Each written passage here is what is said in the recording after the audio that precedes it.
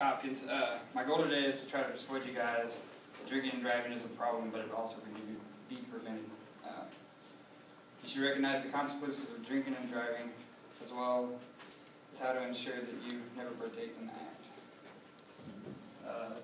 First thing I want to do is tell you guys a little story. I was researching a bunch of stuff online, found an event, a tragedy that happened actually within a month ago.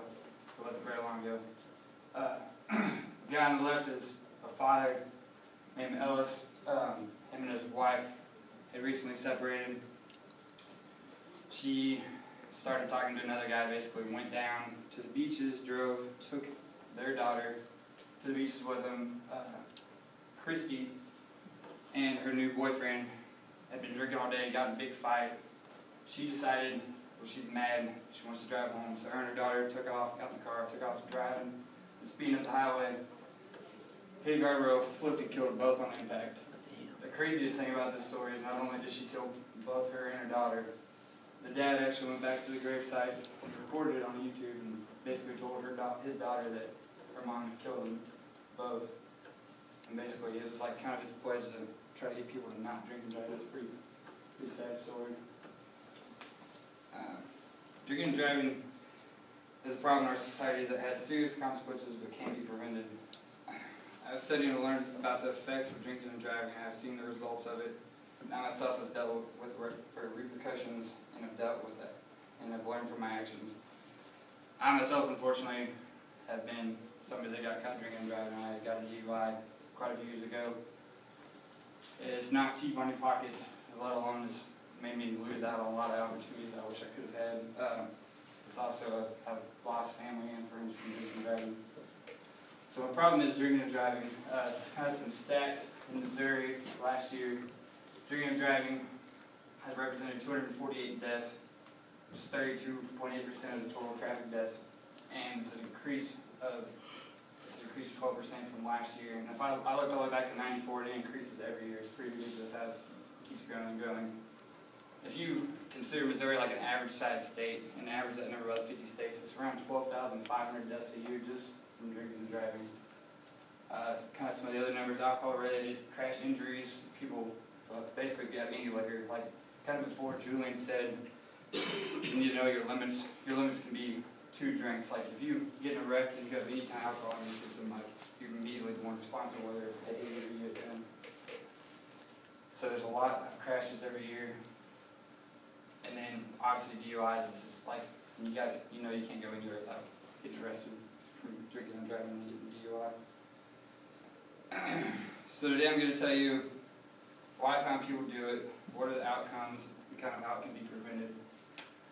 First, I'm going to kind of do some of the causes. Some of the causes I've found that fighting is kind of one thing, whether it's between your spouse, your friend, somebody at a random party. Fighting normally tends to be a big reason why people want to pick up their keys and leave or try to escape, whether it's take their car or somebody else's car. The next, this is kind of my little picture of a no plan. A lot of people go to a party and the plan is to get to the party, not how to get home from the party or how to arrive to the party safe. People still get in crashes and get killed just on the way to going to a party because they already started drinking.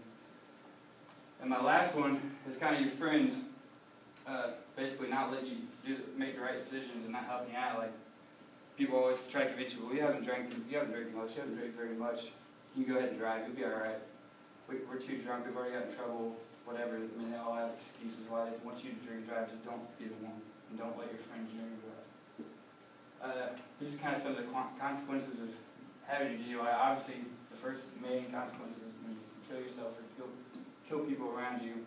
These are kind of some of the consequences if you get a DUI.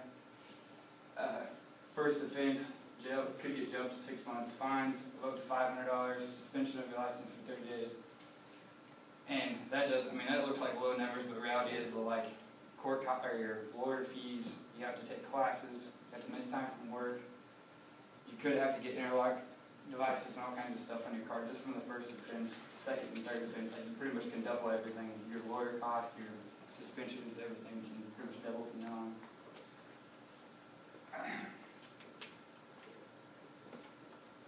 Next, I'm going to kind of help you get tell you guys some of the solutions you can do. The first one I did is kind of a little slogan I like to follow. So fail to plan, then you, if you fail to plan, then you plan to fail.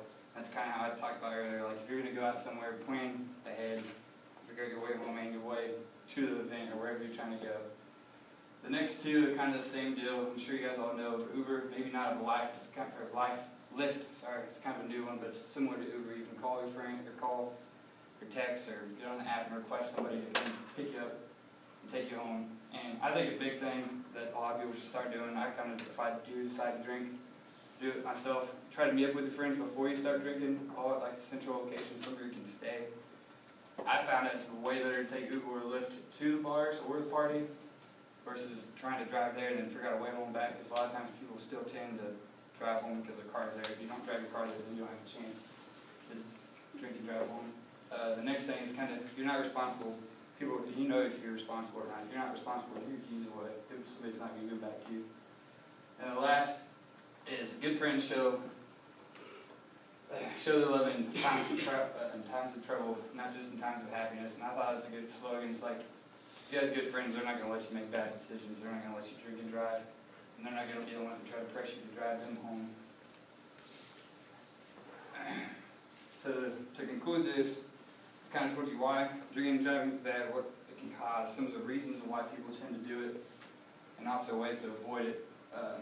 Kind of my little topic is the life expectancy in the U.S. in 2016 is 78.8 years old. If you want to live to get to that age, you can't drink and drive. It's not going to happen.